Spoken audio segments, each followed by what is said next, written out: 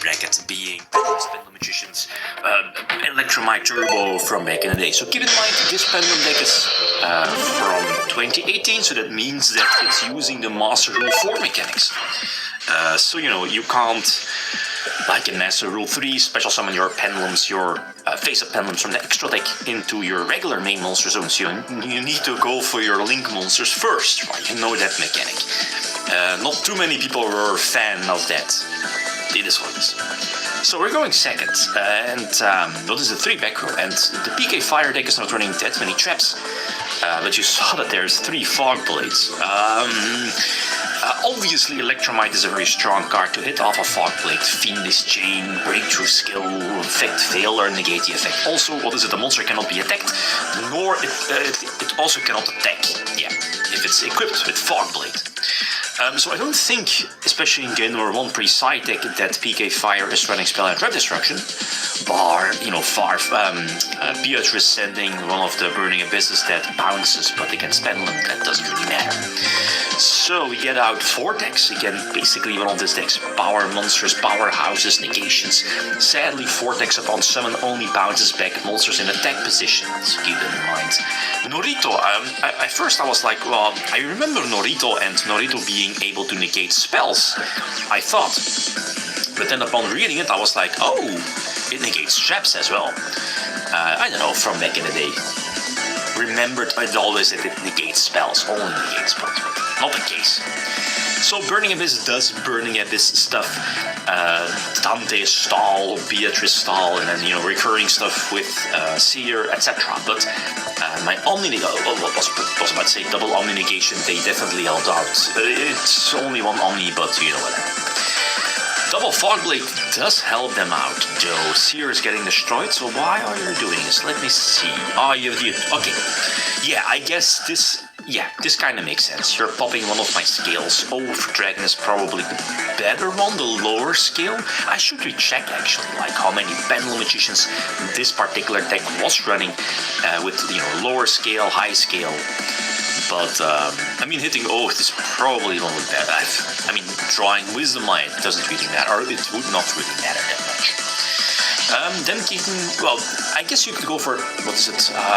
Is it Utopic Sexel, F-Zero? But that doesn't really do that much, because again, you're giving the control back to your opponent, what is it, in the end phase? Or end of battle phase, end phase? So here there are super low on life points, so now we can just finish it off with Dark rank 8 Exceed, rank 4 Exceed, very similar to the one that they have, right? Very similar to Rebellion. So 1-0 leading. Okay, game number 2, boys side again.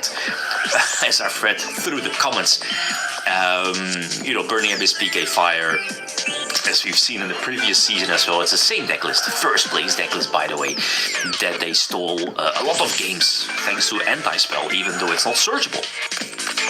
And the advantage though of this Pendulum deck, did this Pendulum deck also win an edition? No, it was another one. Full power, one that we in the TCG got like for one or two weekends. Anyway, so Twin Twister definitely helps out. Both evenly matched is clutch. Can be clutch against Burning Abyss, an older deck, but obviously with, you know, 2 spells and traps, draw phase, what is it, Anti-Spell, you're obviously chaining Twin Twisters and go from there. Okay, let's see. I think Pendulum Call was Pendulum Call? No, not possible with the with the Wavering Eyes on field.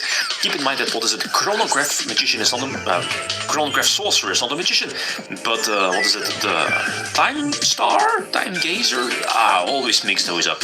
The rank 8 scale is a magician, so that's important.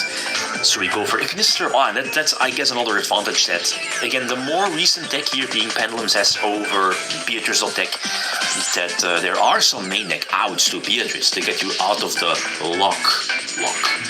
As in, Ignister is probably the best one. Unless the monster is in attack position, you can bounce it back with Vortex.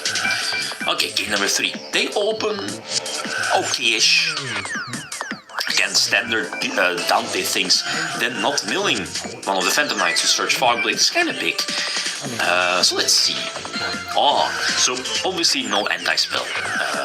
What are the other options? Fog Blades. So we're looking for Fog Blade now with Electromite. With I think it was Twin Twister. And here, I guess you're basically digging for the draw. Set up your pendulum scales to go for Astrograph to get those pluses and get out. What's the game plan? I guess here, yeah, you're digging for Twin Twister, but the problem here for them is, are you really going to Twin Twister the one scale? You aren't. No. And especially when, we already revealed the Pendulum Call. And Pendulum Call is such a card that it kind of power creeps a lot of the older cards. What is it? Up until the end of your opponent's turn, your Pendulum Scales can only destroy that card effects. Nowadays, it's like care. People, little light that there are so many cards that don't destroy. But back in the day, Mystical Space Typhoon, Twin Twisters as a popular side deck card. Pendulum Call says no to those cards. And here, it's just a matter of time. It doesn't really matter. Attacking, not attacking, leave Beatrice in defense. Ignister is there as a constant threat. Twin Twister, again, because you have the Omni Negation with Vortex, you're always able to protect your skills.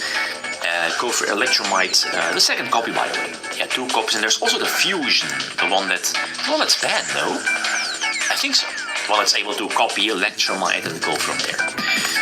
So it is all this, game number 3, and I think the votes counted very similarly, right? Having the Pendulums having the advantage, but it's a swift 3-0, a victory for Pendulums, that is. So nice one.